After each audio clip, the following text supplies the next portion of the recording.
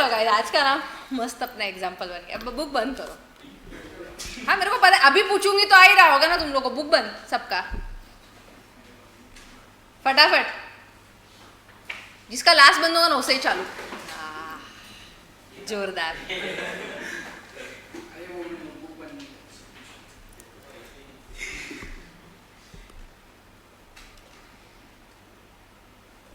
कल्प। आज का एग्जाम्पल होगा कल्प।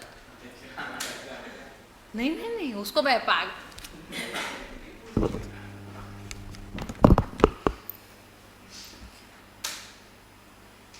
अगर मैं बोलूं कल 12th स्टैंडर्ड अभी एग्जाम देगा कि कल्प को बोर्ड्स में 93% आए।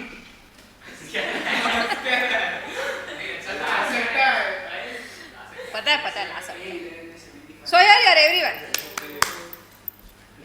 कल्प को 12th में 93% आएगा।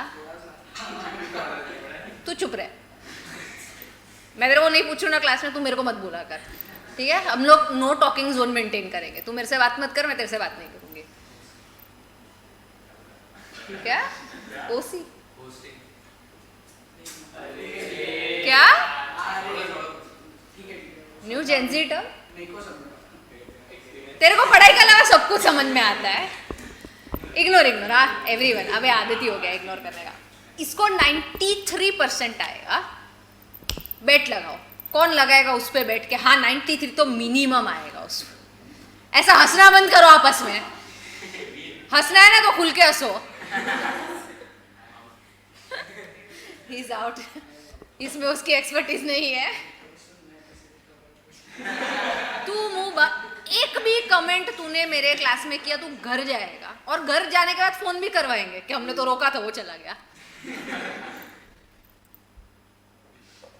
चलो गाइस, बेट ऑन हिम कि कौन बेट कर रहा है कि 93 मिनिमम वो लेके आएगा। क्या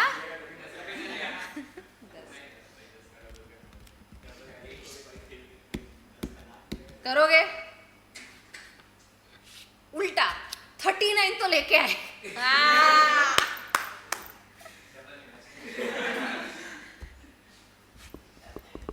ये कल्प की जो हरकतें हैं, मैं बॉडी शेमिंग नहीं करती इसलिए ऐसा बना है। नहीं लगता तुमको एक ना एक दिन पिटेगा किसी से? इस पे कौन बेट लगाएगा? एक ना एक दिन वो गंदी तरह पिटने वाला है। महिला मंडल, तुमको पार्टिसिपेट करना पड़ेगा।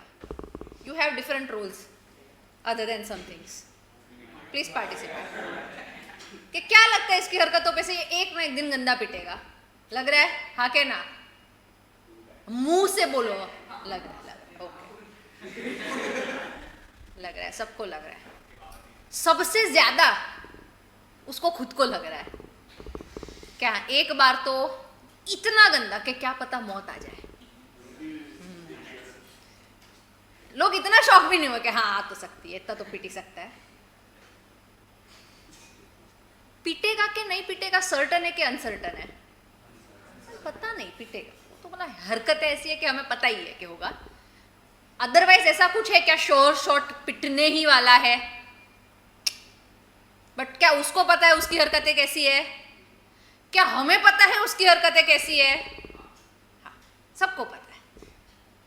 तो उसको ना सेफ्टी चाहिए, उसको चाहिए कि मैं भी बेट लगाऊं। तो ये जाता है इंश्योरेंस कंपनी के पास विथ अ बेट कि भाई अगर मुझे कुछ हो गया तो तू पैसा देना। इंश्योरेंस कंपनी उल्टा बेट लगा, अरे भाई कुछ नहीं होगा। ये इंश्योरेंस कंपनी को होता है, आप जानते ही कितना हो मेरे को। आप बेट में एंटर करो, आप बहुत कॉन्फिडेंट हो ना मेरे को कुछ नहीं होगा, लगाओ ना बेट। इंश्योरेंस कंपनी बोलता है डन। अगर तुझे कुछ भी हो गया तो मैं तुझे कितनी कीमत लगाई इसकी? 12,500 रुपये दूंगा। 12,500। घर वाले भी मोटिवेट हो जाएंगे कि 12,500 रुपये मिलेंगे। चलो थोड़ा बढ़ा देते, 1,25। हाँ बोल दे। 1.25 लाख की कीमत है। 1,25,000 रुपये मैं दूंगा अगर कुछ हुआ तो। नहीं हुआ तो तू मुझे पैसा दे देना। Of course the way bet works, तू हारा तो तू देगा, मैं हारा तो मैं पैसा दूंगा। अरेंजमेंट बराबर है। तो इससे भी पैसा मांग। अब ये बोलता है इतना सारा यार, मैं तो स्टूडेंट, हरकतें अजीब है, बाकी तो हूँ स्टूडेंट ही मैं, तो इतना सारा तो मैं दे सकता। आप एक काम करो, मेरे से इंस्टॉलमेंट्स में ले लो। Every year I will give you certain amount, every year. कब तक दूंगा? जब तक मुझको कुछ हो नहीं जाता। लेकिन जैसे ही कुछ हुआ, पैसा कौन देगा? अरेंजमेंट समझी तुमको? पहले तो बेसिक। अभी इसमें सेफ कौन हो गया? कल्प सेफ हो गया। तो कल्प को हम लोग, sorry, there will be a technical word, we will call him insured. क्या बोलेंगे? Since this is a life insurance, the word will be assured, that we assure you. क्या होगा वर्ड? किसने जिम्मेदारी उठाया है इसको इंश्योर करने का? Insurance company will be known as insurer. क्या बोलेंगे? ये जो इंस्टॉलमेंट्स उसको दे रहा है हर बार, उसको हम बोलेंगे प्रीमियम। क्या बोलेंगे? ये इसको अगर कुछ हो गया, ये इंश्योरेंस कंपनी सामने से आके पैसा देगा। खेनाई से जहां जहां कल्प जा रहे हैं वहां उनका एक आदमी होगा, उसको फॉलो करता होगा। जैसे उसको कुछ हुआ, insurance company will give the money. बराबर? क्या बराबर वेला है क्या आदमी उसके पीछे पीछे जाएगा? तुम लोग थोड़ा तो सोचो। कोई आदमी इंश्योरेंस कंपनी का उसके पीछे पीछे घूमेगा क्या? कल्प क्या कर रहा है क्या नहीं? चौथा समोसा है सर, चौथा समोसा सर, इतना ही करता रहा तो हार्ट अटैक से ही कुछ हो जाएगा, प्लीज कंट्रोल। ऐसा करेगा कोई आदमी? उसके पीछे पीछे घूमेगा? तो इंश्योरेंस कंपनी को कैसे पता चलेगा इसको कुछ हो गया? तेरे को कुछ हो गया और तू क्लेम, तुम लोग आफ्टर लाइफ की पिक्चर देख के कुछ भी बोलते हो।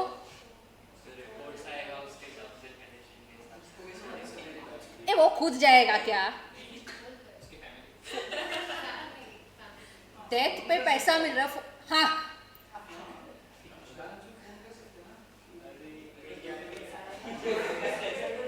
देखा, let us respect the privacy of know talking zone. मर के सबसे पहले तेरे को ये काम याद आएगा, आखिरी सांसों में इंश्योरेंस कंपनी से बात कर लेता हूं मैं।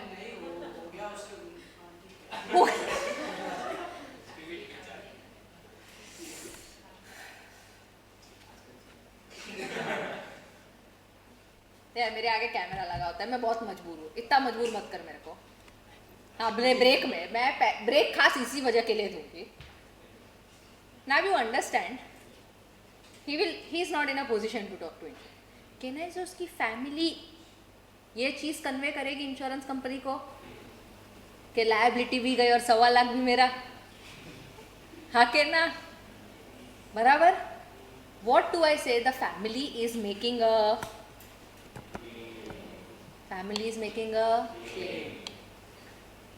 अब ये बेट का अरेंजमेंट कि तू मुझको कितना पैसा देगा, मैं तुझको कितना पैसा दूंगा, ये सारे बेट का अरेंजमेंट लिख के होगा कि बोल के होगा?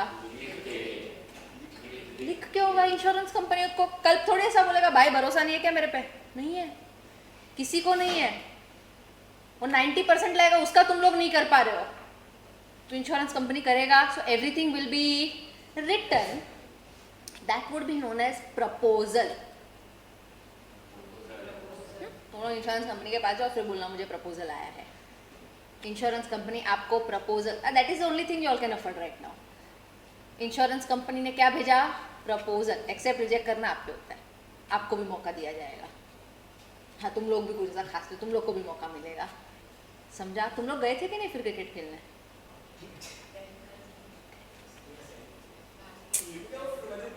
Very bad, we didn't expect that from you. समझा तुम लोग को? इंश्योरेंस कंपनी क्या भेजेगा? प्रपोजल। फिर तुम एक्सेप्ट या रिजेक्ट करोगे, कॉन्ट्रैक्ट में एंटर करोगे। कॉन्ट्रैक्ट के बाद तुम लोग क्या देना स्टार्ट करोगे? प्रीमियम। प्रीमियम अगर ऐसे ही तुम्हारा केस क्लोज हो जाता है, तुम्हारा फैमिली क्या करेगा? पर्सन जिसने इंश्योरेंस पॉलिसी लिया है उसको क्या बोलेंगे? इंश्योर्ड। और जिसने पॉलिसी इश्यू किया है उसको क्या बोलेंगे? Are we clear?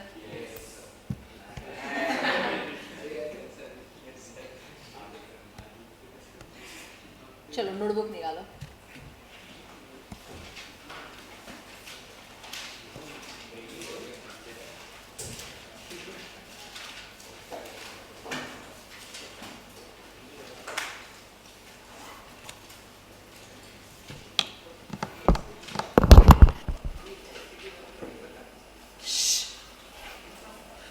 हाँ इतना बड़ा।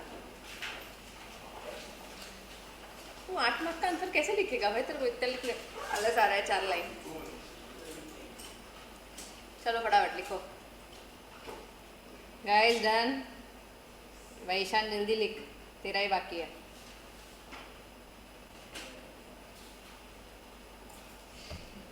तेरा नाम क्या है? मकसूद मुंडा कामलेगर के बाजू वाला।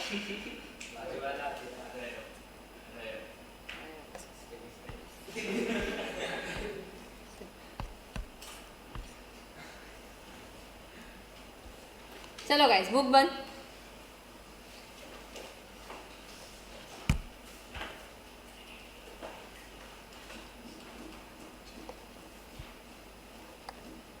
Have your next answer is types of insurance policy. आप कौन से टाइप की ले सकते हो? The first one is a whole life policy. इसमें बेट क्या लगी है कि इंश्योरर इंश्योरेंस कंपनी को बोल रहा है कि मैं कभी ना कभी तो मरूंगा। Certain uncertain? सर्टन है, कभी ना कभी तो मरने ही वाला है ना वो तो। कभी ना कभी तो मरने ही वाला है। समझ में आ रहा है तुमको? इसका प्रीमियम यूजुअली लो होता है because you get money only on death. But तुमने ऐसा इंश्योरेंस पॉलिसी सुना है जो थोड़े टाइम के लिए लेते हैं? अगर उतने टाइम में डेथ हुआ तो ठीक है, पैसा मिलेगा फैमिली को। अगर डेथ नहीं हुआ तो जितना भी अमाउंट इन्वेस्ट किया था तुमको इंटरेस्ट के साथ वापस मिलता है। पता है ऐसा पॉलिसी भी होता है। Now you read the first point. Nikunj पढ़ first point, whole life policy, ज़्यादा समझेगा। Whole life policy. Under this policy, whole life of a person is insured. The insured cannot receive money from insurance company till he is alive. The rate of premium is normally low. The money becomes payable on the death of insured person to the nominee or the legal heir of the deceased policyholder. ये क्या बोल रहा है कि पैसा किसको मिलेगा हमेशा? इन दिस केस जो भी फैमिली मेंबर्स है उसको ही मिलेगा। जिसकी पॉलिसी होल्डर है, जो इंश्योर्ड पर्सन है, जो उसको मिलेगा कभी भी only and only after death you will get the amount. Hence the premium is usually low. इधर तक समझा? अभी सेकंड वाला पढ़। क्या नाम है तेरा? वीर। वीर पढ़ second. Endowment insurance policy. Insurance is taken for specific period under this policy. The sum assured along with bonus is given on the death of the insured to dependents on the expiry of the specific period to the insured. ये क्या बोल रहा है? मान ले मैंने at the age of 25 I have taken a policy for 20 years, तो mature कब होगी? When I will be 45। अगर 45 तक डेथ हो गया तो जो भी सम अश्योर्ड है प्लस बोनस किसको मिलेगा? फैमिली। लेकिन डेथ नहीं हुआ तो किसको मिलेगा? इंश्योर्ड को। किसको मिलेगा? फर्स्ट वाले केस में whole life is insured. Second वाले केस में a specific period is insured कि खाली 20 साल मैंने मेरी लाइफ के इंश्योर करवाए हैं। 20 साल में कुछ हुआ तो फैमिली को मिलेगा, कुछ नहीं हुआ तो मुझको मिलेगा। समझा? थर्ड तू पढ़ किरण। Term insurance policy. Term insurance policy is taken for a specific period. Term insurance policy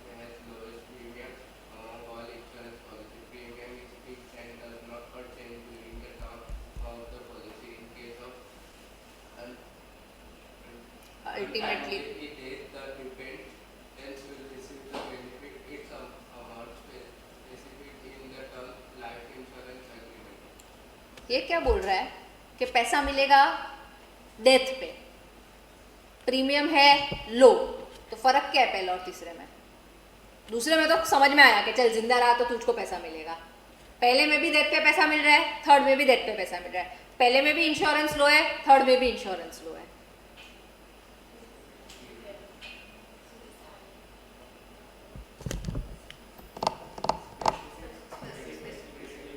first case में कहने से पूरा लाइफ इंश्योर्ड है तुम्हारा, होल लाइफ, और होल लाइफ में कभी ना कभी तो मरने ही वाले हो, अमर तो हो नहीं, मरोगे, यस। बट सेकेंड केस में, थर्ड केस में तुम एक स्पेसिफिक टर्म के लिए ले रहे हो। For example, if I am 25, in this case I will take insurance for say 40 years, for मतलब कि कितने तक की लाइफ कवर्ड है? अगर 65 years तक डेथ हो गया तो पैसा किसको मिलेगा? नहीं हुआ तो पैसा गया, इसलिए इसका प्रीमियम लोएस्ट है। इसमें हमेशा फर्स्ट वाले केस में तो पे आउट आएगा ही आएगा, अनलेस वो फैमिली वाले ने कभी क्लेम नहीं किया। आजकल ऐसा भी बहुत केसेस होता है, बच्चे फॉरेन चले जाते हैं, किसी को मालूम भी नहीं है कौन सा इंश्योरेंस चालू है, तो क्लेम नहीं होता है। बट कहने से अगर पता है तो क्लेम होने ही वाला है। फर्स्ट केस में होल लाइफ में कभी ना कभी इंसान मरेगा, पैसा देना ही पड़ेगा। थर्ड केस में जरूरी है कि 65 तक इंसान मर ही जाएगा, नहीं, तो किसका प्रीमियम लोएस्ट रहेगा? थर्ड वाले का, क्योंकि इसमें फायदा होने के चांसेस ज़्यादा है कंपनी के। समझ में आया? पहले 3 अलग अलग policies. First is your whole life policy के पूरी लाइफ इंश्योर्ड है, आपको डेथ पे पैसा मिलेगा। सेकेंड इज एंडाउमेंट फंड, क्या आप अभी थोड़ा थोड़ा करके डालते जाओ, फिर आपको अगर आप वो पीरियड के बाद अवेलेबल हो तो आपको मिलेगा, वरना फैमिली को। Now which is better, endowment fund और होल लाइफ? सोच के बोलना।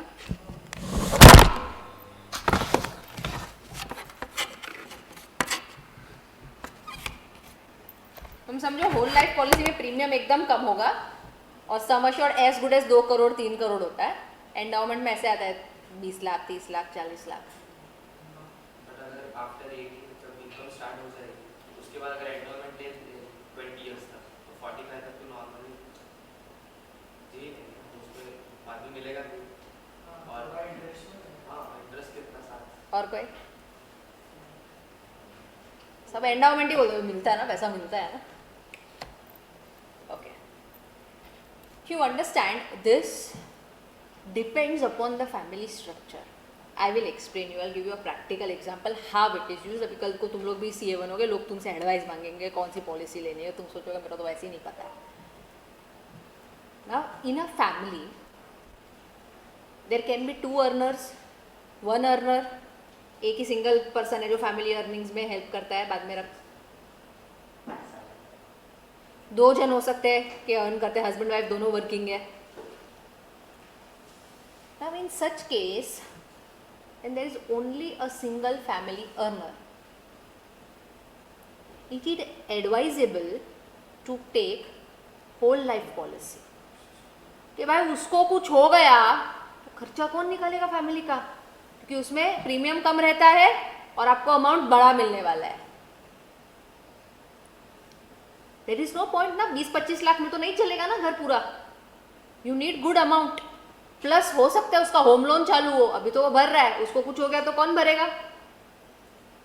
होम लोन से थोड़ा ज्यादा अमाउंट का पॉलिसी होना चाहिए तुम्हारा, कि कुछ भी single earner of the family को हो गया तो इंश्योरेंस कंपनी के पास से सफिशिएंट पैसा मिलेगा to live for the rest of the life. Second scenario where there are 2 earners, what a person can do, husband will take whole life policy, wife will take endowment fund,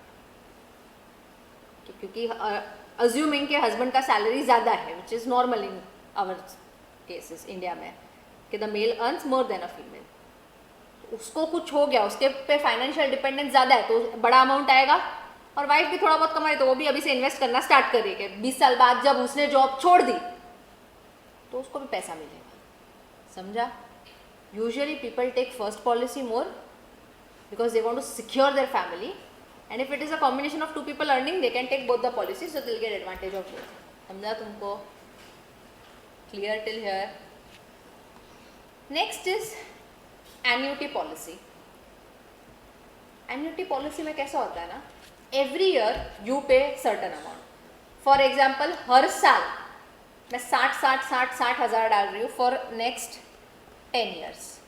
So if at the age of 25 I started, can I say 35 तक मैंने पूरे साल का 60 हज़ार भरा है, then there will be a gap of 5 years. फिर जब मैं 40 years की हो जाऊंगी ना, तब वो लोग 125 पर ईयर पे करेंगे. Every year they will pay, because I am assuming कि 10 साल बाद तो जॉब नहीं करने वाली हूँ मैं, मुझे पूरी जिंदगी जॉब नहीं करना है. यूजुअली मेल रिटायरमेंट तक जॉब करते हैं, फीमेल्स का ऐसा नहीं होता है, they quit a little early, at least साल का 1-25 तो आएगा. अभी अर्निंग अच्छा चल रहा है तो 60 हज़ार जा रहा है पूरे साल का, उसमें इतना फर्क पड़ रहा नहीं है. बट तभी at the age of 40 will I be earning? No, तभी 1-25 आने लगेगा मुझे. समझा? मैं डेथ वेथ का वेट नहीं करती हूँ इसमें. Annuity is as good as a retirement plan, क्योंकि हम लोगों को तो पेंशन मिलने नहीं वाला है. गवर्नमेंट जॉब लग रहेगा तुम लोग को पीए में, पेंशन तो मिलने नहीं वाला है, क्योंकि हम लोग अभी से जब भी कमा रहे, अभी अर्निंग्स अच्छा है, अभी लैक्स में अर्निंग्स जाता है, तो पूरे साल का 60 हज़ार is not a big deal. People online तुमको समझ रहा है, थोड़ा टेक्निकल है ये, तो अभी पैसा देते जाओ, बाद में once you are retired you will start getting money. This both work on the same principle.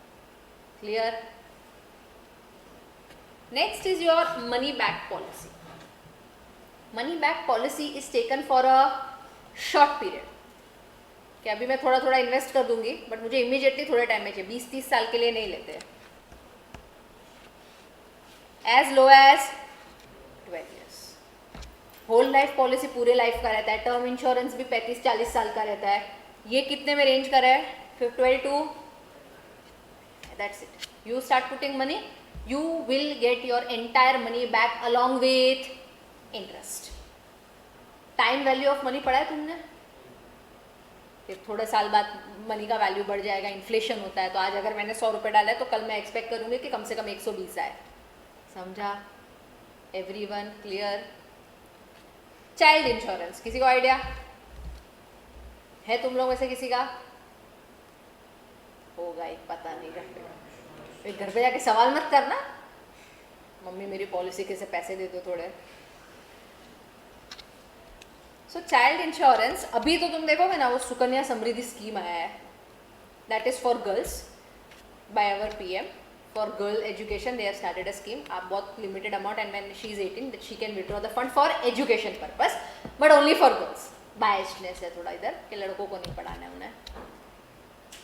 But till the time दो schemes were not there, there were some other schemes that were issued by private banks like HDFC, ICICI. So there is a scheme कि birth पे 5,000 रुपये आप डालो, very nominal amount based on whatever financial condition you are. As low as 5,000 you can invest right now. When your child will be 18 years, हम आपको 50,000 रुपये देंगे. अभी 50,000 का कोई वैल्यू नहीं है, बट तुम समझो जो एकदम लो फाइनेंशियल बैकग्राउंड के है, तुझे ज़्यादा चाहिए, तुझे लग रहा है कि मेरे को बच्चे को आया है में पढ़ाना है, तो इधर डाल ना 5-6 लाख डाल स्टार्टिंग में, and at 18 you can withdraw.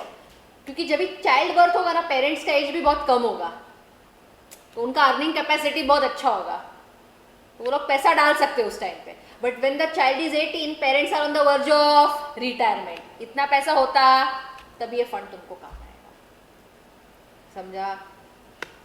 Last type कि सपोज अभी मैं प्रीमियम भर रही हूँ 1 लाख रुपए का, मैं इंश्योरेंस कंपनी को क्या बोल रही हूँ कि 1 लाख में से 80,000 आप पॉलिसी के लिए यूज करो, जो भी सम अश्योर्ड है, 20,000 आप मार्केट में इन्वेस्ट करते जाओ. फिर 20 साल बाद ये 80,000 पे जो सम अश्योर्ड बनता है वो दे दो मेरे को, और ये जो हर मंथ, ये हर साल जो 20,000 मार्केट में डालते थे वो पैसा भी मेरे को दे दो. This insurance plan is called ULIP. Unit link insurance plan. तो आपका एक पोर्शन फिक्स्ड है, ये 80,000 तो फिक्स्ड है, हर साल जाएगा टुवर्ड्स योर पॉलिसी। तो सपोज 80,000 में आपको सम अश्योर्ड मिल रहा है 25 लाख का, तो ये 25 लाख तो मिलने ही वाला है। ये 20,000 में कितना मिलेगा will depend upon the performance of market. तेरे पॉलिसी एक्सपायर होने टाइम मार्केट अच्छा चल रहा है, निफ्टी अच्छा चल रहा है, तो तेरे को बहुत अच्छा फंड मिलेगा। This is variable part, this will be fixed. समझा सबको इधर तक? Any doubt? हेडिंग डालो types of life insurance policy और हेडिंग कॉपी करो सारे। दे दो सब बॉटल दे दो उसको।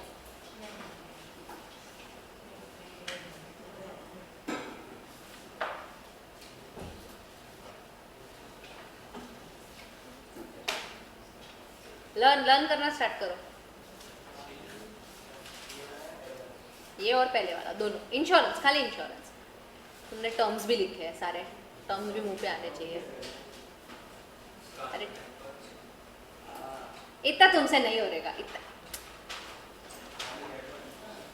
हाँ हाँ हाँ, भागल वागल के इतनी उम्मीद रखूंगी।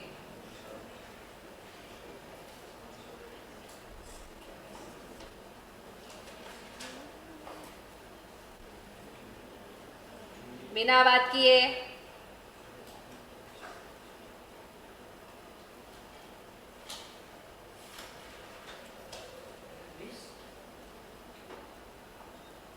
कौन है?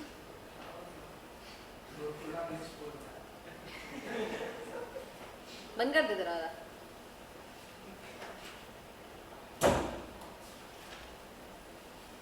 तेरा हो गया लर्न करके? तो क्यों कमेंट कर रहा है? तो तेरे को बोला है ना क्लास में कमेंट नहीं करने का। चलो बुक बंद।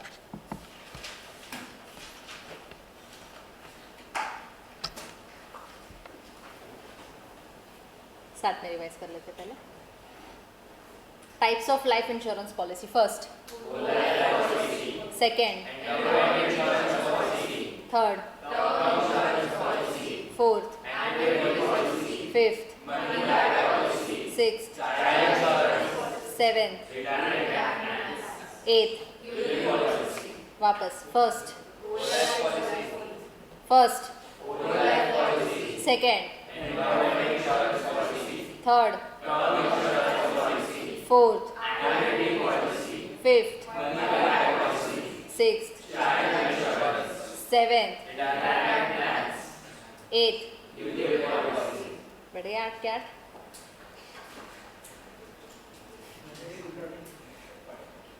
तुम्हें भी कौन सा नहीं लिखा?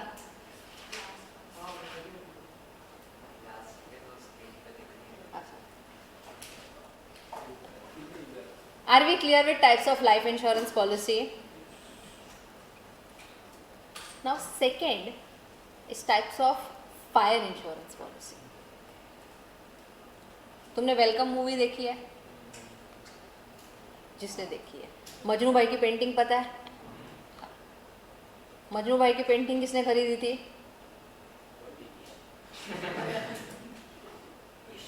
इशिका। अरे आप फिल्म का नाम याद है? इशिका। इशिका कल आई थी? वेलकम मूवी कल आई थी। कहना इसे उसकी पेंटिंग कितनी भी वाहियात तो ऑक्शन में बिक रही थी। लाखों करोड़ों में लोग बोनी लगा रहे थे। मुझे बताओ, तुम लोग को मजनू भाई की पेंटिंग नहीं पता, नॉर्मल पेंटिंग्स का पता है? ऐसा ऑक्शन होता है वो पता है तुम लोग को? हाँ, it goes to crores.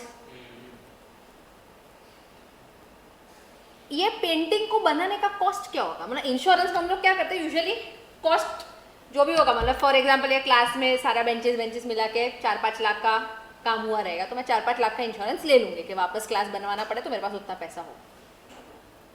Painting बनाने का कॉस्ट क्या होगा? 1 करोड़।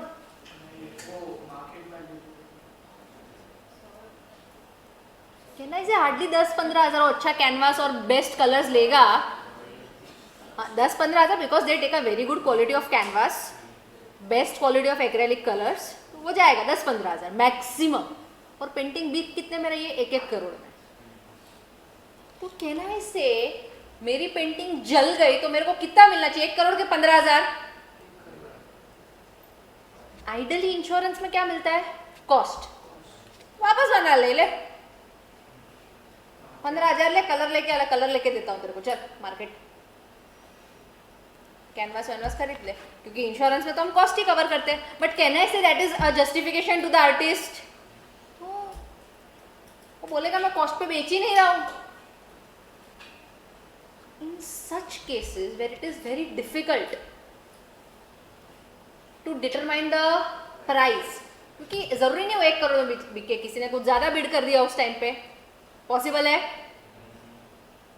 तो यू डिटरमाइन अ वैल्यू कि मैं 1.5 CR मेरी वैल्यू डिटरमाइन करता हूँ, अच्छा खासा प्रीमियम आएगा, क्योंकि आप 1.5 करोड़ पे वो कर रहे हो। ऐसा 1.5 करोड़ में ही घुमा देता हूँ, पेंटिंग में ही जला देता हूँ, आपको प्रीमियम भी भरना पड़ता है। सो 1.5 CR is the value determined by me. Cost है क्या पेंटिंग का? वो तो हार्डली 15,000 रहेगा। तो मैं कॉस्ट पे कर रही हूँ, किस पे कर रही हूँ? वैल्यू पे। This type of policy is known as valued policy. क्या बोलेंगे? मैं कॉस्ट पे जा ही नहीं रही हूँ। यूजुअली कैसा होता है ना, कोई भी शॉप पे जहाँ पे गुड्स रहता है, गोडाउन में जितने 1 लाख का गुड्स है, अगर गोडाउन में मेरे पड़े रहता है, तो मैं पॉलिसी भी कितने का लूँगी? 1 लाख, क्योंकि कभी भी फायर हो गया ना तो I will get that 1 lakh, मेरा लॉस होना चाहिए नहीं। बट फर्स्ट वाले केस में ऐसा कर सकते हैं क्या? हम कॉस्ट पे ले सकते। मार्केट वैल्यू क्या है कि तेरे को कैसे पता? मैंने वैल्यू डिटरमाइन किया है। मार्केट में तो 2 करोड़ में बिक गई, 4 करोड़ में बिकी, वो तो अपने को मालूम ही नहीं है ना कि बिड कितना जाएगा। I will determine a value right now. मैं बोल रही हूँ कि 1.5 करोड़ पे अपन इंश्योरेंस ले सकते हैं। मार्केट में 4 करोड़ पे भी किसी ने कोई अच्छा बिडर रहा, 4 करोड़ पे गई, बहुत डिमांड हो गया। Market value is the price, selling price, वो हर बार अलग आएगा। So we don't know that, so better we valuate today कि मेरे हिसाब से इतने में मिनिमम जाता है, मैं इस पे इंश्योरेंस लेना चाहता हूँ, फिर तुमको प्रीमियम उस पर भरना पड़ेगा। समझा? Valued policy. भी सेकंड नॉर्मल सिनेरियो लेते हैं, आपके गोडाउन में गुड्स है 1 लाख रुपए के, 1 लाख रुपए पे प्रीमियम आ रहा है 10,000। पर हर बार जरूरी है कि 1 लाख के ही गुड्स होंगे गोडाउन में? कहने से थोड़ा बिक गया इस बार स्टॉक ज्यादा, दिवाली क्लियरेंस सेल तुमने डाल दिया तो कम स्टॉक है, हो सकता है पॉसिबल? यस और नो? ऑन एन एवरेज तुम्हारे गोडाउन में 1 लाख के गुड्स रहते हैं, तुम इंश्योरेंस कितने का लोगे? 1 लाख रुपए का इनफ। 1 लाख रुपए पे प्रीमियम कितना आ रहा है? अभी ये निकुंज ने सोचा 10,000 रुपए का प्रीमियम देने से अच्छा मैं ना 50,000 पे ही इंश्योरेंस पॉलिसी ले लेता हूँ। 1 लाख के नीचे 50,000 की चाहिए, क्योंकि क्या वैसे 2-3 महीने बाद दिवाली आ रही है, स्टॉक एकदम कम हो जाएगा। पॉसिबल है? वो बोल सकता है कि मेरे को 50,000 का इंश्योरेंस चाहिए, हाँ के ना? अब आई दिवाली, दिवाली में इसी के गोडाउन में फटाके फूट गए, सारे रॉकेट गए। उस टाइम पे नसीब देखो इसका, गुड्स कितने के थे? बाकी सब बिक गए थे। हाँ भाई, तो फ्लेक्स कर ले 2 मिनट कि 40,000 के गुड्स थे। कितने के गुड्स थे? अब क्या लग गया उसके गोडाउन में? फायर, कल्प के रॉकेट की वजह से। मतलब कुछ भी काम वो ठीक से नहीं कर सकता, सारे गुड्स डैमेज हो गए। उसको कितना पैसा मिलेगा? अदर देन कल्प कितना पैसा मिलेगा? 50 का है इंश्योरेंस मेरा। ओके, और कोई?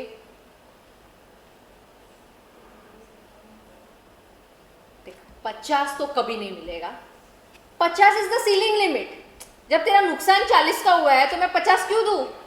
इंश्योरेंस प्रॉफिट बनाने के लिए थोड़ी कर रहे हैं हम लोग। Insurance is for the purpose to cover your loss, not to make profit. So 50 तो is never the answer.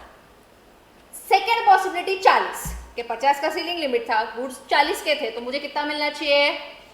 But the right answer is जब भी तेरे गोडाउन में 1 लाख का, क्योंकि फाइनेंशियल से दिखता है क्या ऑन एन एवरेज मंथ में कितने का स्टॉक रहता है, 1 लाख का स्टॉक रहता था, तूने इंश्योरेंस कितने का लिया? तो as an insurance company I am assuming कि तुझे खाली 50% इंश्योरेंस करने की इच्छा है। हमेशा तुझे 50% करने की इच्छा है, तू घर जाएगा, मैं तेरे को बोल रही हूँ। बकवास बंद कर, कोई कमेंट नहीं चाहिए मेरे को, मैं आंसर दे रहा था। मैंने क्वेश्चन ही नहीं पूछा है। तुमको समझा? If your stock is of 1 lakh, you still take insurance of 50,000 to save the premium. Insurance company क्या सोचेगा कि you want to assure only 50% of your stock. तो जब भी नुकसान होगा कितना कंपेंसेट करेंगे हम लोग? This is called as average clause. क्या बोलते हैं कि ऑन एन एवरेज तूने 50% ही करा है, तो हर बार जब भी लॉस होगा हम लोग कितना देंगे? कल पेन, ये क्या नाम है आपका? सॉरी, भार। Answer is correct, 20,000। कितना मिलेगा? समझा? इधर तक वैल्यूड पॉलिसी, तू डिफिकल्ट नाम वाला तू पढ़। Valued policy, Value policy. Under this policy, value of the subject matter of insurance is agreed upon at the time of making the contract. The insurance has to pay specific amount of value irrespective of amount of loss caused due to fire. Value policy is taken for those goods whose value becomes difficult to calculate in case of loss by fire. For example, policy can be taken for artwork, sculptures, paintings, etc. समझा? इसका value determine करना बहुत difficult है, और cost से insurance, ये insurer का कुछ लेना देना नहीं है। इसलिए तुम वैल्यू डिसाइड करो, फिर उस पर प्रीमियम पे करो। Clear? Second, Veer, average policy. Average policy. It is policy which contains on an average clause. If the subject matter is not insured as per the exact market value or it is undervalued, then the insurer is liable to pay the percentage of the loss for which it is insured. For example, If a policy is taken for 1 lakh against the market value of rupees 2 lakhs and loss incurred due to fire is rupees 50,000, then the insurance company will pay rupees 25,000. 2 lakh के goods के against कितना insurance लिया? तो 50,000 का जब loss होगा तो company कितना देगा? समझा इधर तक? दोनों points very clear. Third point, specific policy. Specific policy और ये अपना वैल्यूड पॉलिसी में तुम लोग स्पेसिफिक पॉलिसी रीड करो, मेरे को फ़र्क समझाओ, क्या फ़र्क है दोनों में? इसमें भी तो एक प्राइस डिसाइड कर रहे हैं। उसमें मार्केट वैल्यू है। ओके, इसमें पूरा अमाउंट ही वो लोग पे कर रहे हैं। 40,000 का लॉस है तो 40,000 ही पे कर। वैल्यूड पॉलिसी में भी तेरा 1.5 करोड़ का पॉलिसी को पूरा 1.5 करोड़ पे करेंगे। मतलब कितना परसेंटेज का, मतलब 50% इसके हाँ, क्योंकि इधर इंश्योर्ड का 75,000 है और उसमें 40,000 का लॉस हुआ तो वो रेशियो में नहीं है। Particular amount direct absolute term पे I will explain. If you are taking a fire insurance policy of your house, so currently the price of your house say is 1 CR. तो मैंने policy कितने पे लिया? 1 करोड़। कुछ फायर नहीं हुआ, ये साल चला गया, नेक्स्ट ईयर हो गया, नेक्स्ट मैं एवरी टाइम मैं प्रीमियम भर रही हूँ, बट फायर अभी तक हुआ। 5 साल बाद a fire broke and I had some losses. 5 साल बाद घर की कीमत 1 करोड़ ही होगी कि ज़्यादा होगी? बट तुमने इंश्योरेंस कितने का लिया है? बट कहना इससे तुमको तो नहीं पता था ना कि आगे जाके कितनी वैल्यू होगी। तुमने उस टाइम पे तो फुल वैल्यू पे ही लिया था, फिर वैल्यू अप्रिशिएट हो गया, इसलिए तुमको लॉस फुल में मिल रहा है। 1 करोड़ से ज़्यादा का लॉस होगा तो नहीं मिलेगा, मैक्सिमम 1 करोड़ तक का ही लॉस मिलेगा। बट फिर उसमें ऐसा नहीं करेंगे कि अभी घर की वैल्यू हो गई 2 करोड़, तुमने इंश्योरेंस लिया था 1 करोड़ का तो अभी 50%, ये मैंने फुल पे ही लिया था, अभी घर की वैल्यू बढ़ गई, 1 करोड़ तक का सारा लॉस ये पॉलिसी कवर करेगी। समझा फर्क? पहले वाले में वैल्यू में हम लोग को प्राइस ही नहीं मालूम रहते कौन से प्राइस पे बिकने वाला है, इसमें हम लोग को प्राइस मालूम है लेकिन आगे जाके प्राइस बढ़ सकता है। तो भी मेरे को जितना मैंने पॉलिसी लिया था उतना तक का पूरा लॉस कवर मिलेगा। समझा? Any doubts? for first three.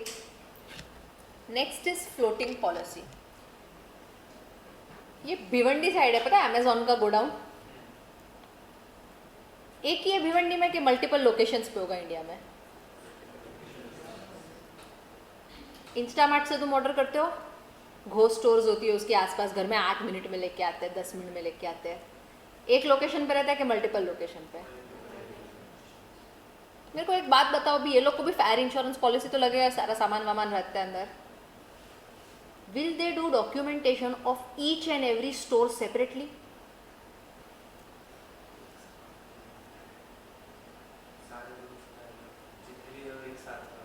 कहना इसे इतना डॉक्यूमेंटेशन मेंटेन ही नहीं कर पाएंगे? क्योंकि suppose for example someone stays at Yogi Nagar और वो इंस्टामार्ट ब्लिंकिट से ऑर्डर करते हैं, 8 मिनट में आ जाता है।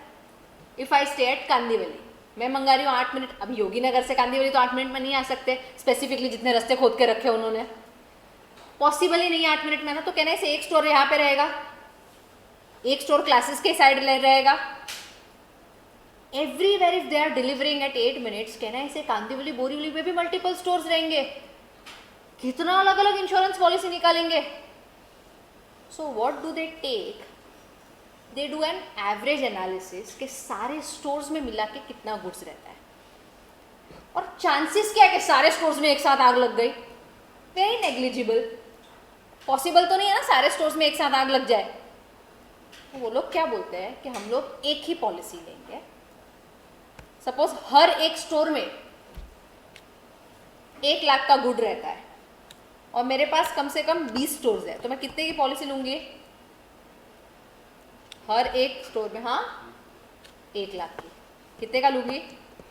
अरे अजम्पशन यही रहेगा ना कि आग लगी भी एक स्टोर में लगेगी एक टाइम पे। मैं 1 लाख तक का पूरा पॉलिसी ले रही हूँ, बट इसमें कंडीशन क्या रहेगा कि मेरे 20 में से कोई भी स्टोर में आग लगी तो आप 1 लाख दे सकते हो। एवरेज क्लॉज में कहते हैं गोडाउन फिक्स था, गुड्स फिक्स थे, अमाउंट फिक्स कर दिया तुमने। It is a floating policy of all 20 stores if any store the goods are damaged, आपको 1 लाख का कॉम्पेंसेशन मिल जाएगा, और ओवरऑल इतना ही गुड्स रहता है एक स्टोर में। समझा तुमको? वो 20 अलग अलग पॉलिसी निकालने वाले नहीं है। Any company with multiple godowns, multiple outlet will always go for floating policy. ऐसा ना फैमिली फ्लोटर प्लान मेडिक्लेम में भी होता है practically. I have taken a family floater plan for my mom and dad. अभी बहुत कम चांसेस है कि दोनों साथ में बीमार पड़ेंगे, तो मैं प्रीमियम भर रही हूँ 10 लाख तक का, दोनों में से कोई भी गया प्रीमियम एप्लीकेबल होगा, वो पॉलिसी एप्लीकेबल होगा। सिमिलरली ये स्टोर के लिए होगा कि मैं 1 लाख का प्रीमियम भर रही हूँ, कोई भी स्टोर में आग लगे तो तुमको पैसा देना पड़ेगा, क्योंकि बहुत कम चांसेस है कि 20 के 20 स्टोर में आग लग गई। सब लोग अलग अलग लोकेशन पे। Clear till here? Any doubts? Then next is excess policy. मेरे ऑन एन एवरेज गोडाउन में कितने के गुड्स रहते हैं? बट कभी कभी ना शिपमेंट्स आता है, फॉरेन से इंपोर्ट करवाते हैं, तभी गुड्स ना थोड़े एक्स्ट्रा हो जाते हैं 50,000 के। तो आइडली उसको पॉलिसी कितने की लेनी चाहिए? 1.5 लाख। बट यार 50,000 हमेशा रहता है क्या? क्योंकि 1.5 लाख की पॉलिसी पे हम लोग अज्यूम करते हैं कि 15,000 का प्रीमियम आ रहा है। बिजनेसमैन कॉस्ट भी देखता है, 1.5 लाख हमेशा तो रहता है नहीं, तो क्या बोलेगा 1 लाख का मुझे 10,000 बराबर लग रहा है, ये 50,000 में सर हमेशा रहता नहीं है। This is what access I want to take, but it is not always in my godown. So you charge a premium but you charge lesser premium. So say यहाँ पे मैंने 2,000 प्रीमियम चार्ज किया, क्योंकि ये गुड्स हमेशा रहते हैं, तो इसको डैमेज होने का चांसेस थोड़ा, तो प्रीमियम भी थोड़ा। तो अगर मैं एक्सेस पॉलिसी लेती हूँ तो कितना प्रीमियम आता है? मैं वो प्रॉपर पॉलिसी लेती हूँ 100% कवरेज, तो कितना प्रीमियम आता है? एज अ बिजनेसमैन आप कॉस्ट सेविंग करोगे कि नहीं? तो you will go for excess policy. समझा? This goods are excess only eight times a year ये गुड्स रहते हैं। Clear everyone?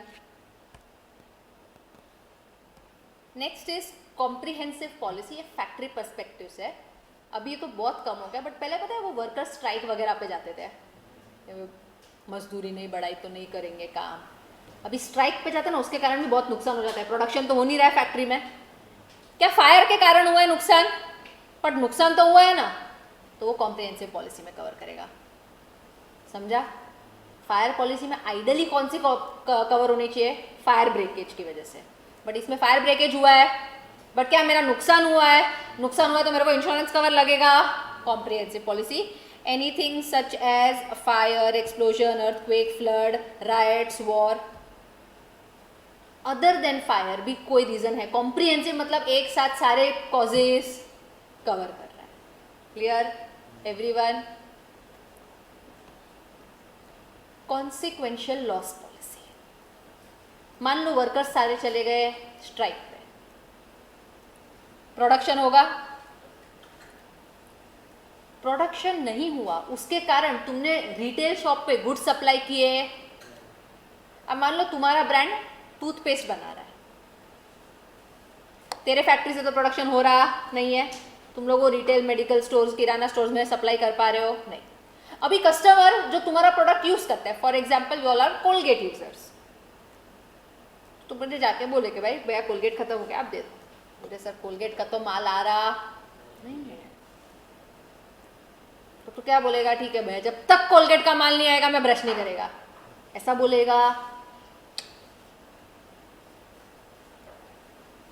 तूने वो डाबर वाला टूथपेस्ट ले लिया, वो पता है उसमें लौंग, इलायची, पता नहीं क्या क्या डाल के देते हैं कि दांत अच्छे होते हैं। तुमने वो टूथपेस्ट लिया, तुमको लौंग का स्वाद मजा आ गया, क्या क्या स्वाद है।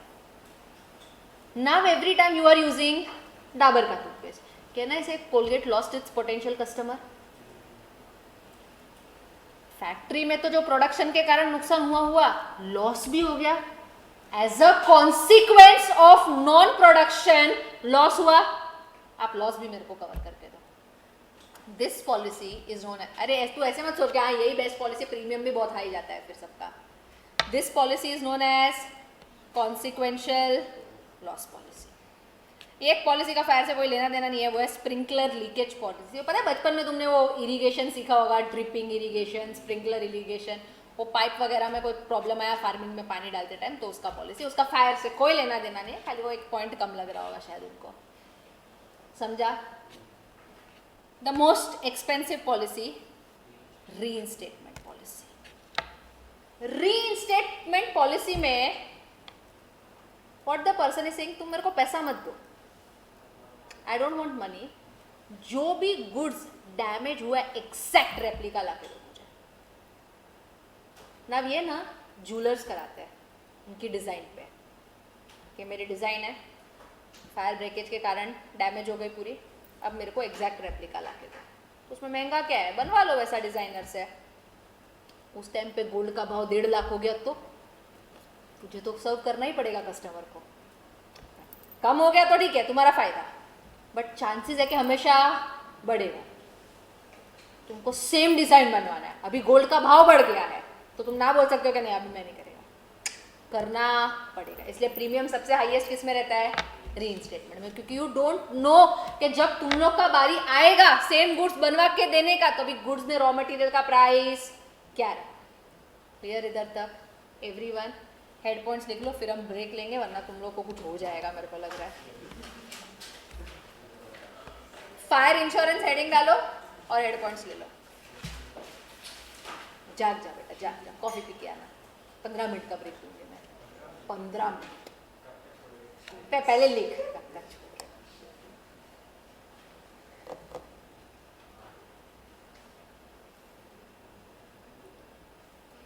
कल टेस्ट है तुम लोग का कुछ? फ्री है, तू 1:30 बजे के बाद कुछ काम नहीं है, जैसे 1:30 बजे घर पे जाके पढ़ने वाला है।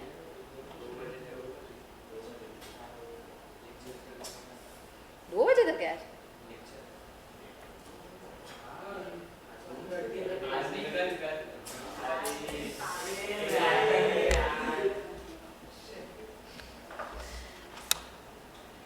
अब मेरे को लग रहा है तू मार खाएगा।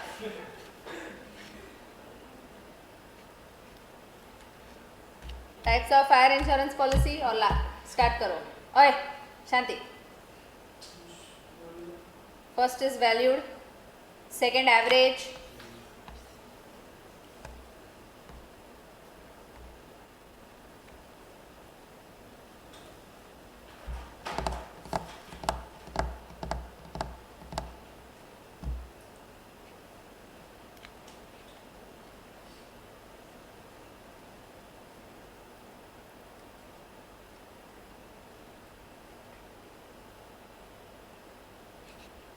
थर्ड लिख के हो गया स्पेसिफिक पॉलिसी.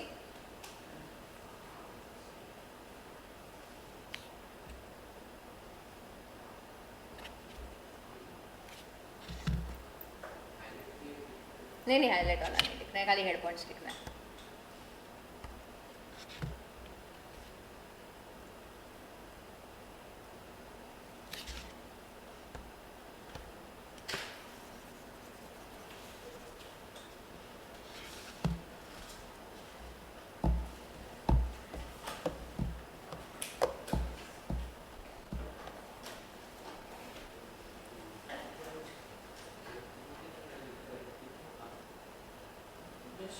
ये सब में थेफ्ट इन्वॉल्व होता है. आऊंगी मैं उसमें. प्योर फायर पॉलिसी में थेफ्ट इन्वॉल्व नहीं होता है, कॉम्प्रिहेंसिव में होता है सारा.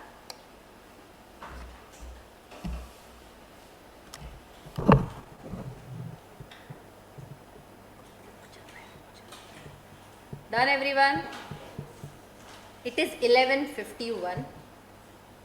आइडली 12:06 होता है. 12:10. 12:11 क्यों आना, मैं अंदर नहीं लूंगी.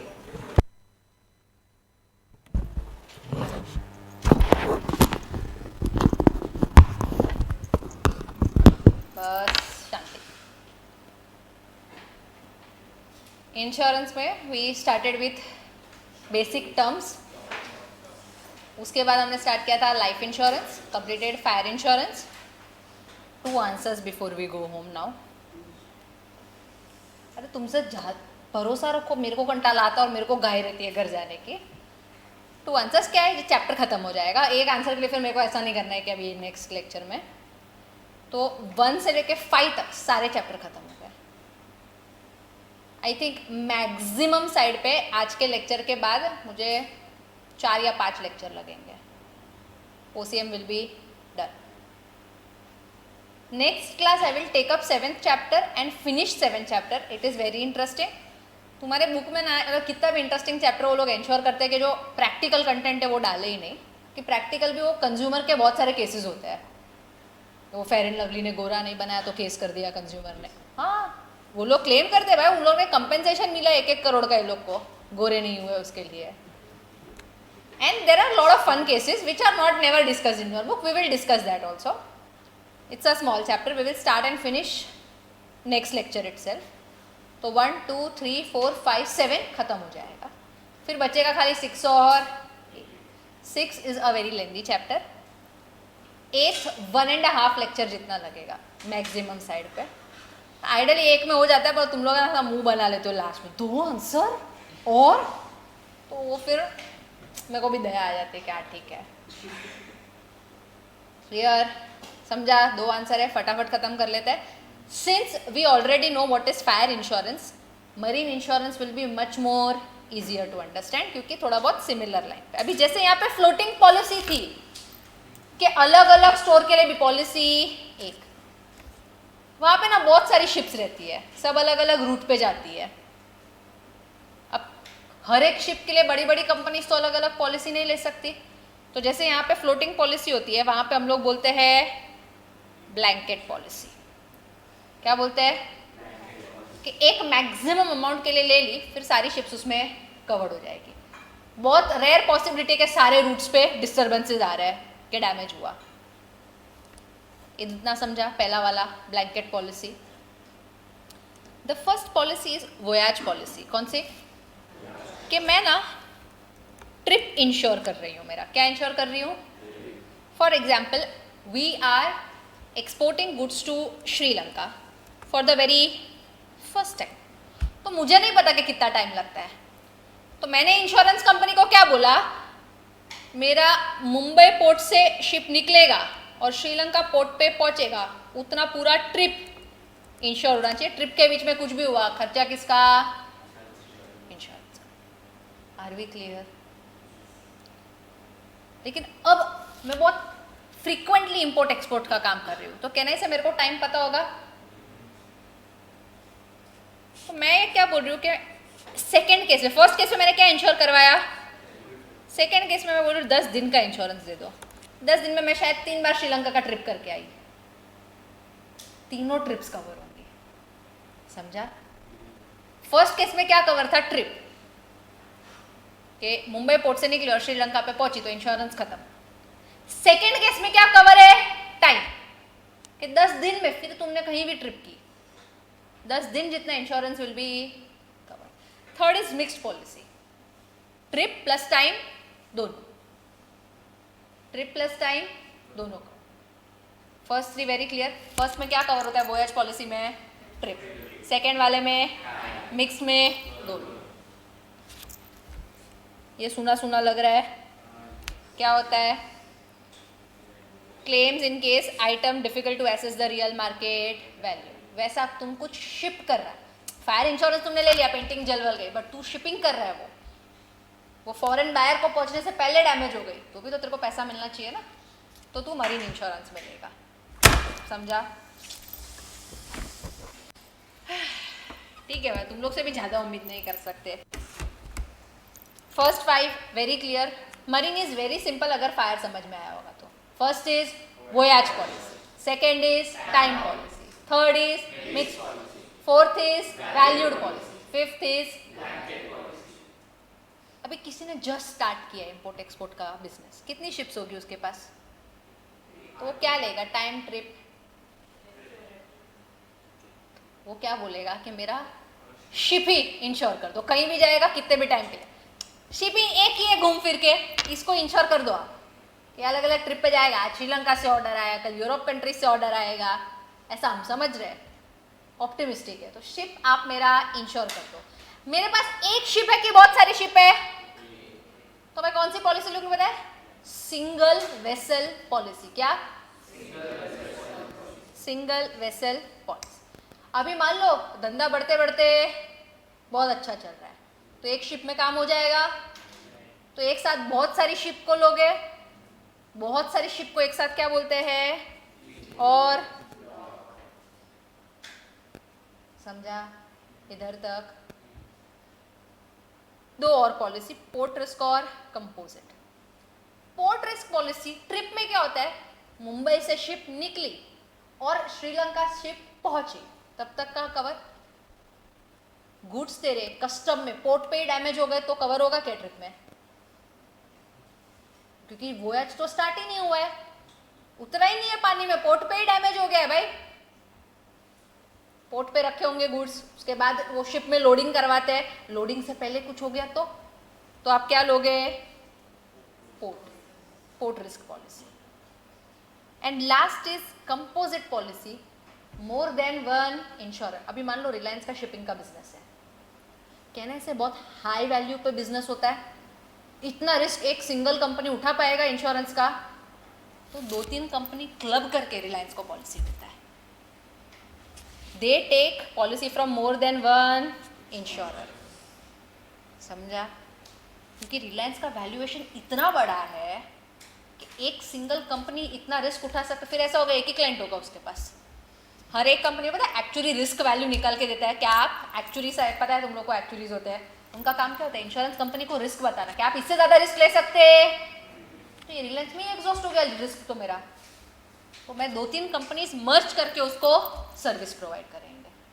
Are we clear everyone? Types of marine policy डालो और लिखो एक एक करके।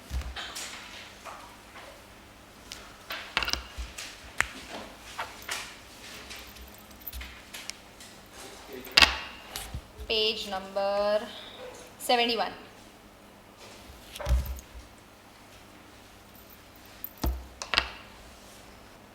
Done? All 3 types of insurance policy learn कर लो, फायर, मरीन और लाइफ। चलो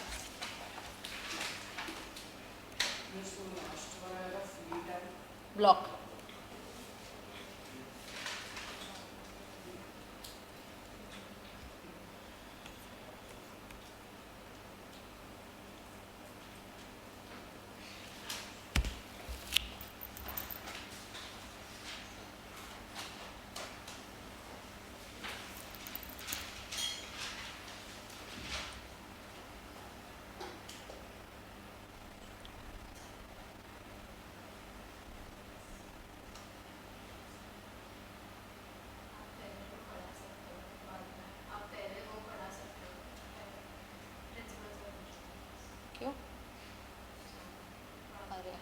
जाना है। चलिए मैं देखो पढ़ा लूँगी अकेले में, नेक्स्ट लेक्चर से पहले 5-10 मिनट बैठ जाना मेरे साथ, जा। सच्ची पढ़ा लूँगी भाई, सरकाज़म में नहीं बोल रही हूँ, प्रॉमिस। कहाँ जा रही है तू? ये क्या है? हाँ, बिल्कुल हैपनिंग प्लेस नहीं है, उससे अच्छा तो लेक्चर में बैठ जा। डोंबी वाली के लिए कौन जाता है? आजा निकल, चल।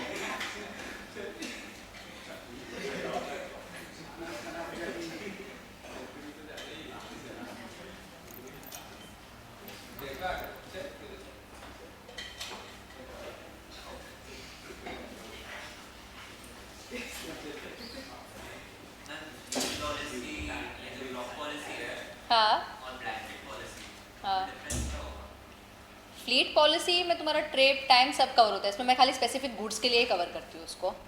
ये वाले मेरे गुड्स है, फिर मेरा गुड्स अगर चेंज हो जाता है तो वापस मेरे को रिन्यू कराना पड़ता है।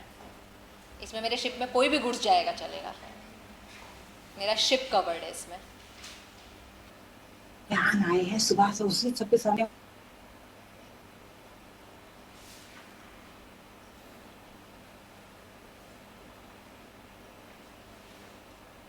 चलो डन, लास्ट 2 मिनट्स। 27 को विल स्टार्ट, 25 हुआ है।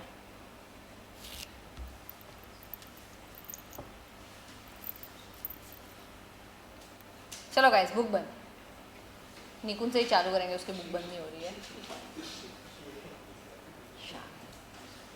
उसका खेलने के लिए कोई नहीं, ऐसा मत करो। टेक्स्ट बुक भी बंद, ये अलग नशे करते हैं लोग। Types of life insurance, first, second, third, fourth, fifth, sixth, seventh, eighth. Fire insurance, first, second, average policy, third, fourth, fifth, sixth, seventh, eighth, ninth. Marine insurance, first, second, third, fourth, fifth, sixth, seventh, eighth. Single vessel policy, ninth. बहुत गंदा perform किया, very nice.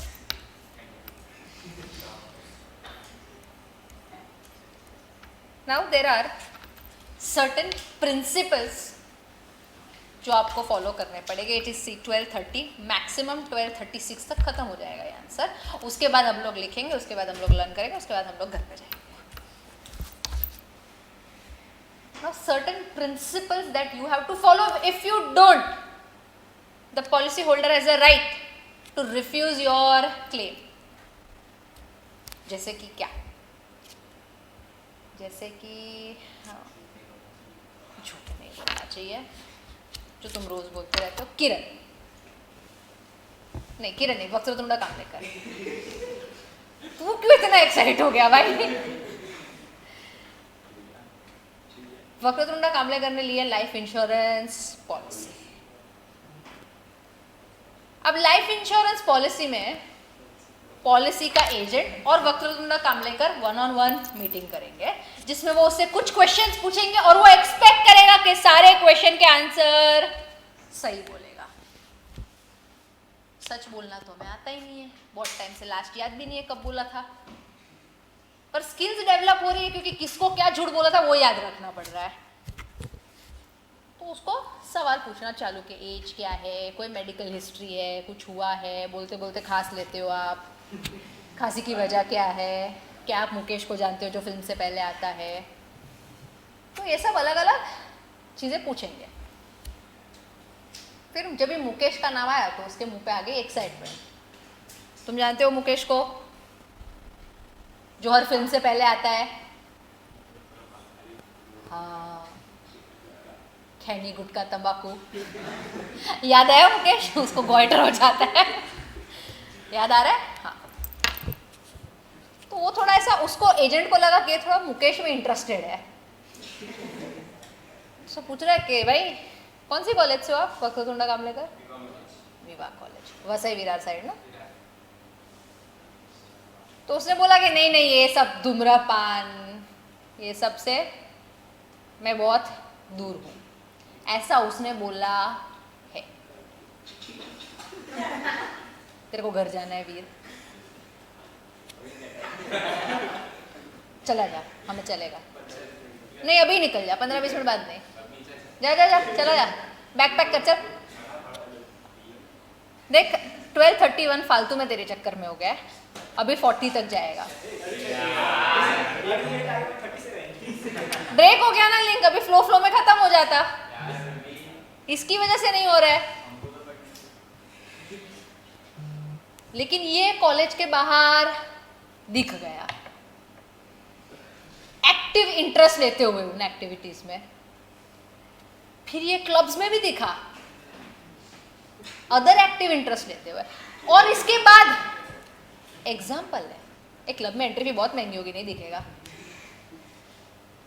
उसके बाद अगर इसको कुछ हो जाता है, कहना इसे इंश्योरेंस कंपनी पैसा नहीं, वो कार एक्सीडेंट में मारा गया, ऐसा नहीं है कि सिगरेट स्मोकिंग की वजह से मारा गया।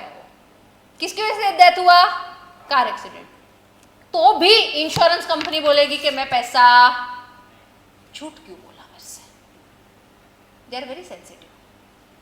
झूठ बोला क्यों? अब पैसा नहीं मिलेगा।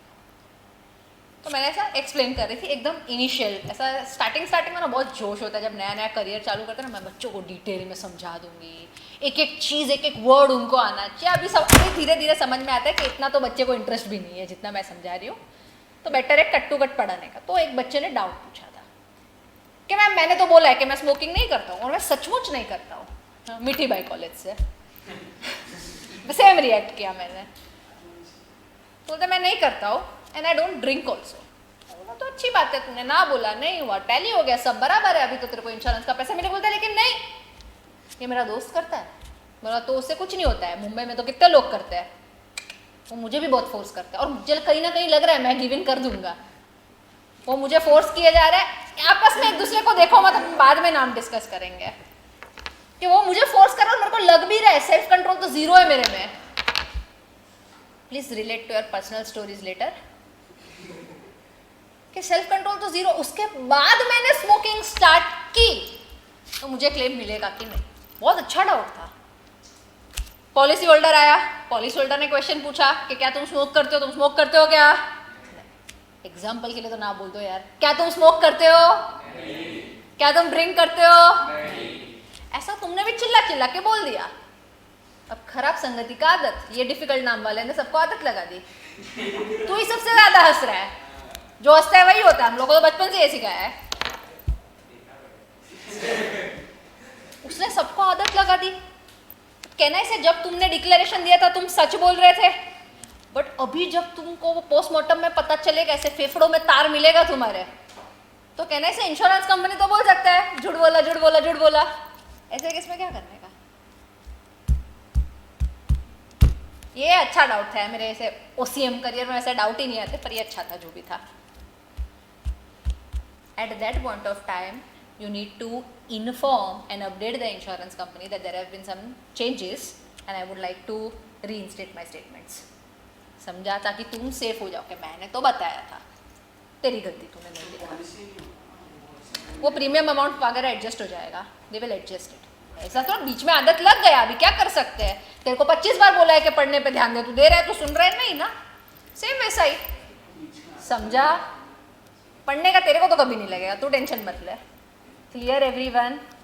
So first principle is principle of utmost good faith, कि जो भी पॉलिसी साइन हो रही है, जो भी डिस्कशंस हुए हैं, सारे के सारे गुड फेथ में हुए हैं।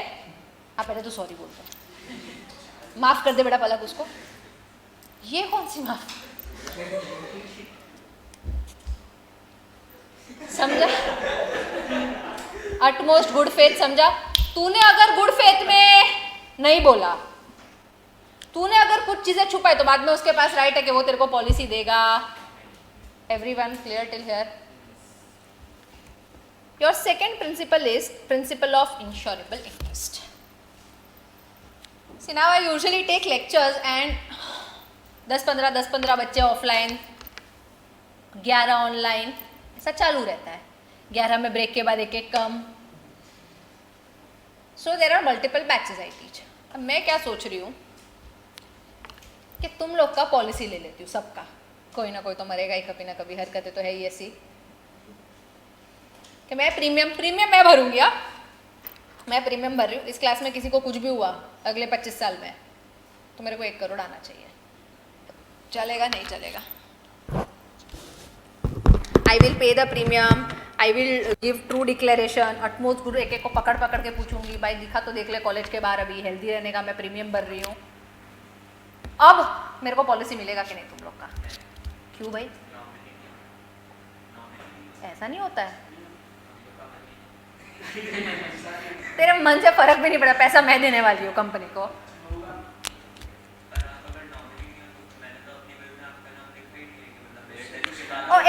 एक मिनट. तेरी विल में क्या है इस वक्त? है दोस्त भी नहीं है तेरे पास तो.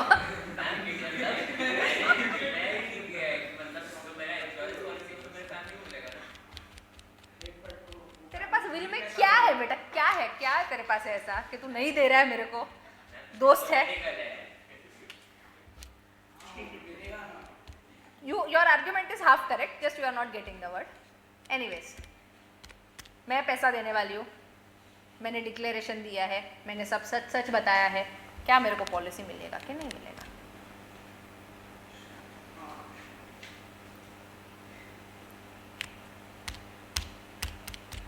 मुझको पॉलिसी क्यों नहीं मिलेगा? मैं रीजन देती हूँ. Do I have other way around? तू मेरे को विल में क्या दे सकता है is not a question. Do I have any financial interest in your? अगर क्लास में अभी तुम लोग बोलो अगर हम लोग फीस नहीं भरे हो तो कैसा आएगा? तुम लोग के फीस से घर चलता नहीं है. पहले तो अंडरस्टैंड. अगर बच्चे आधे भी हो जाए तो कहने से मेरा आर्ली चार्ज तो सेम ही रहेगा. मेरे को तो कंपनी से पैसा आता है. क्लास में 2 बच्चे बैठे, मुझे क्या? पैसा तो मैं उतना ही लूंगी. इनफैक्ट 2 बच्चे में पोर्शन भी शांति से खत्म हो जाता है, कटकट भी नहीं.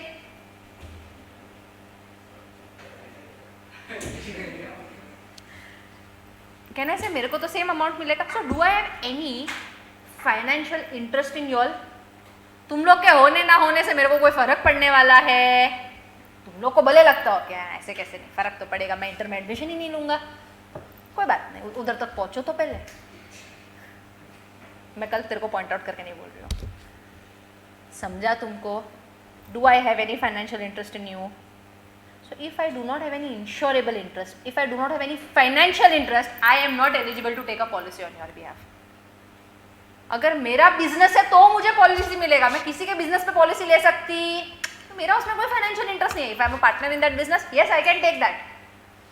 Otherwise I cannot take a policy unless and until I have an insurable interest in the subject matter.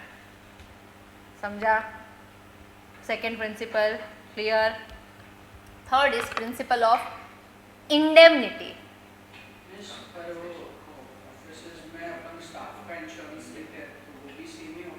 कैसे सेम हुआ भाई? स्टाफ के नहीं हो. अभी 4 स्टाफ रिसेप्शन से हटा दूँ, तेरे को लगता है मेरा काम स्मूथली चलेगा? एडमिशन सारा लॉस हो जाएगा on the spot. Admission season चल रहा है अभी, मेरा स्टाफ नहीं है ऑफिस में, तेरे को लग रहा है एडमिशन हो पाएगा मेरा? कोई इंक्वायरी देने के लिए ही नहीं है.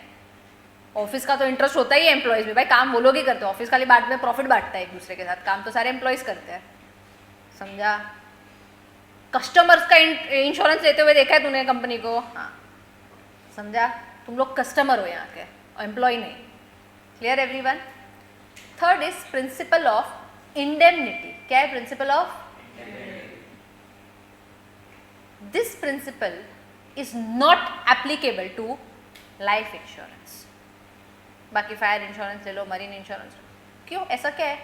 ये प्रिंसिपल कहता है कि आपका जो भी लॉस हुआ है हम कंपेंसेट करके आपको पहले वाली पोजीशन में लाके रख देंगे. आपका जो भी लॉस हुआ है हम उसको कॉम्पेंसेट करके पहला, अगर बेंचेस जल गई सारी 10 लाख की बेंचेस जल गई हम 10 लाख की बेंचेस या तो लाके दे देंगे या तो 10 लाख रुपए दे देंगे. Now you are in the same position as before. Yes और नो? ए लाइफ में ऐसा हो सकता है क्या? Can you save someone very near और dear to you is dead के लिए 2 करोड़ खुश रहे, चल पहले जैसा हो गया ना. इनफैक्ट ज़्यादा, पहले तो खर्चा भी ये करता था, खर्चा भी बंद हुआ और पैसा भी मिल गया. Can you do that? So this policy is not applicable to life insurance policies. कि आपको सेम चीज़ ला के हम लोग पहले जैसा नॉर्मल पोजीशन में लेके आएंगे. डेथ के केस में वो पॉसिबल नहीं है. कैंट ये हस्बैंड ट्राई करो, सेम बेटर. इनफैक्ट ऐसा कर सकते हो तुम. समझा? तुमको ऐसा ऑफर कर सकते हो. We have a list of people whose wifes are dead, so you can choose. Possible है? नहीं. मैट्रिमोनी साइट चला रहा है वो, so that is not possible in case of it. Next is principle of subrogation. पहला हमने क्या पढ़ा? Principle of utmost good faith. Second हमने क्या पढ़ा? Principle of insurable interest. Third हमने क्या पढ़ा? Principle of indemnity. सेब्रोगेशन. अब ये बोलते हैं सेब्रोगेशन खाली वही पॉसिबल है जहां पे इंडेमनिटी पॉसिबल. मतलब क्या कहना चाहता है कि लाइफ को पॉसिबल. सेब्रोगेशन क्या कह रहा है? मान ले तेरा मोबाइल चोरी हो गया, इंश्योर्ड था, तो उसने गया, पुलिस कंप्लेंट की, कुछ भी हुआ नहीं. अभी इंश्योरेंस कंपनी उसको पैसा दे देगी. उसके बाद चोर पकड़ा गया, तो जो मोबाइल होगा ना अभी, वो किसका प्रॉपर्टी होगा? Insurance company. तुम समझे? लाइफ इंश्योरेंस में नहीं एप्लीकेबल कि अस्थिया अभी मेरी, मैंने पैसा दे दिया ना 2 करोड़, अभी अस्थिया मेरे को दे दो. ऐसा कर सकते. But in case of fire insurance, marine insurance और any other insurance, if you found that thing again, the claim would be of insurance company. Everyone clear with that? First 4 principles. Next is principle of contribution. Composite policy का क्या मतलब था? 2-3 company. सो इधर LIC भी एक policy दे रही है, max life insurance, Bajaj, ये सब ने एक पॉलिसी दी है, जॉइंट पॉलिसी इशू किया है. तो जो प्रीमियम आता है वो भी वो लोग इक्वली बांटेंगे. इक्वली, या तो मान ले इसने बोला कि मैं 50% रिस्क ले लूँगा, तुम लोग 25-25 ले लो, तो वही रेशियो में प्रीमियम जाएगा. और कभी क्लेम हुआ तो कंट्रीब्यूट भी सबको वही रेशियो में करना पड़ेगा. समझा? Clear? This is principle of contribution. Principle of mitigation of loss. ये प्रिंसिपल क्या बोल रहा है? अभी ईशान का फायर पॉलिसी था और उसके गोडाउन में फायर लग गई. अब वो क्या कर रहा है? बारबेक्यू बना रहा है उसमें. ठंड का मौसम है, बाहर बारिश भी चल रही है, फायर भी लग गई है, तो हम क्या करते हैं? बारबेक्यू पार्टी करते हैं. कहना ऐसे इंश्योरेंस कंपनी आके उसको एक, और उसको पॉलिसी का पैसा भी नहीं देगा. उदय क्यों? प्रीमियम तो भरा मैंने. प्रीमियम भरा कि नहीं टाइम पे? झूठ बोला कुछ तो पैसा तो. लेकिन इसमें इंश्योरेंस कंपनी क्या आर्ग्यू करेगा? एज अ रैशनल पर्सन, जब भी गोडाउन में आग लगता है तो क्या करना चाहिए? हाथ सेकेगा क्या आग बुझाएगा? अभी तुम बोलोगे उसको कैसे पता मैंने बारबेक्यू बनाया? खा लिया था सबने पनीर, बात पता ही नहीं. ये कहना है हर एक जगह पे कैमरा इंस्टॉल्ड होता है.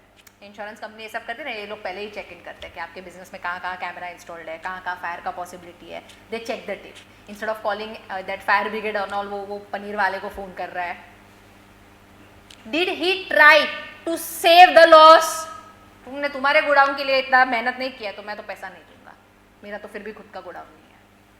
मिटिगेशन ऑफ लॉस मतलब आपको ट्राई करना है कि लॉस आप मिनिमाइज कर लो. यूज फायर एक्सटिंग्विशर जो ऑफिस में लगे होते हैं, call fire brigade, take someone's help. हाँ, उसके बाद भी नहीं हुआ तो ठीक है, बट उसने कोशिश तो की. इधर कोशिश ही नहीं की है इसने, तो आपको पैसा मिलेगा. समझा? Last principal कॉजा Proxima. एक कल्प का एक छोटा सा डाउट भी था, अपन वो भी सॉल्व करेंगे। कल्प को ऐसा लगता है कि उसके नोट्स बहुत वैल्यूएबल है, जो हैंड रिटन नोट्स है ना उसको लग रहा है इतना अच्छा मैंने नोट्स बनाना कि कभी ना कभी कोई नोट्स चुरा लेगा मेरे, ऐसा उसको लगता है। तो उसने ना नोट्स का थेफ्ट इंश्योरेंस ले लिया है। क्या ले लिया है? Theft insurance. नैतिक ना, तो नैतिक को आया गुस्सा कि चुरा ही लेता हूँ, चुरा के रद्दी वाले को ही दे दूंगा, वैसे काम तो नहीं आएंगे। तो वो उसके घर गया, उसने नोट्स चुराए, और वो घर से जा ही रहा था तो उसको क्या याद आ गया कि इसके पास क्या है? Theft insurance. तो उसको कवर वापस मिल जाएगा। तो चोरी करके कोई मतलब हुआ नहीं। तो गया था चोरी करने के इरादे से, उसने नोट्स जला दिए घर में। इंटेंशन क्या था उसका? चोरी। प्रॉपर्टी को डैमेज किसकी वजह से हुआ? फायर।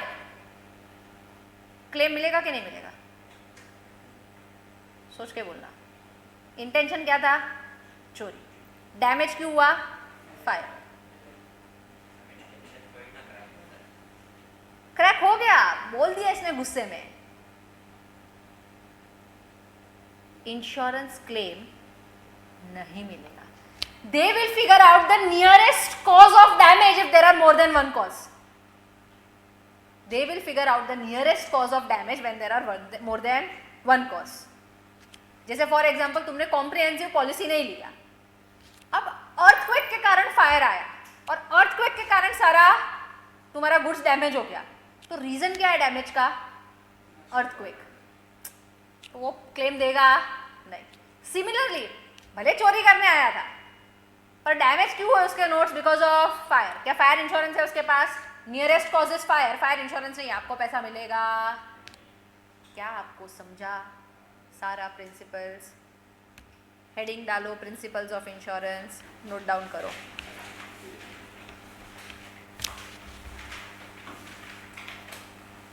वो थेफ्ट है, वो थेफ्ट हुआ पर उसके बाद मैंने क्लेम किया, बट जिसने चुराया था वो मतलब वो मेरी एसेट, बट वो गुड नहीं मिला। तो क्या? हमारे एसेट वो जला नोट्स जल गए। हाँ, नोट्स एसेट ज्वेलरी था, ज्वेलरी उसने फेंक दिया, बट वो मेरा तो थेफ्ट, उसने थेफ्ट किया ना, पर वो मिला नहीं तो उसको मिल गया ना। अगर थेफ्ट किया तो मिल जाएगा तेरे को, चोरी करके लेके गया है, फिर उसने कुछ भी किया वो अपना कंसर्न नहीं है। मेरे को तो तेरे ही घर में नोट्स जलते हुए मिले, भले तू कितना भी प्रूफ करके लेके गया था। ज्वेलरी चोरी करके कौन फेंक देगा? तो चोर भी मत बनना भाई, चोरी करके फेंक देगा ज्वेलरी।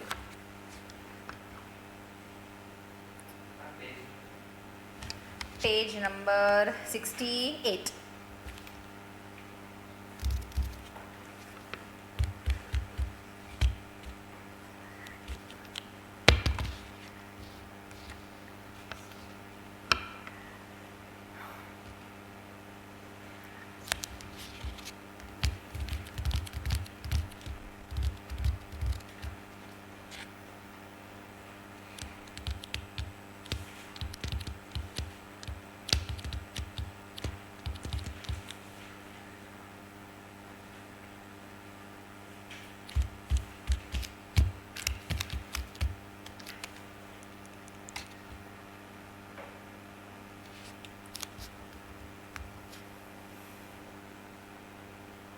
आलसी पूरा लिख प्रिंसिपल ऑफ।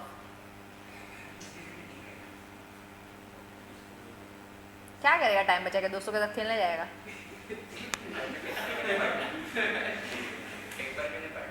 कौन सा पेपर है? कल का। कल तो छूटेंगे तो सब एक साथ ही। Done everyone? महिला मंडल फटाफट।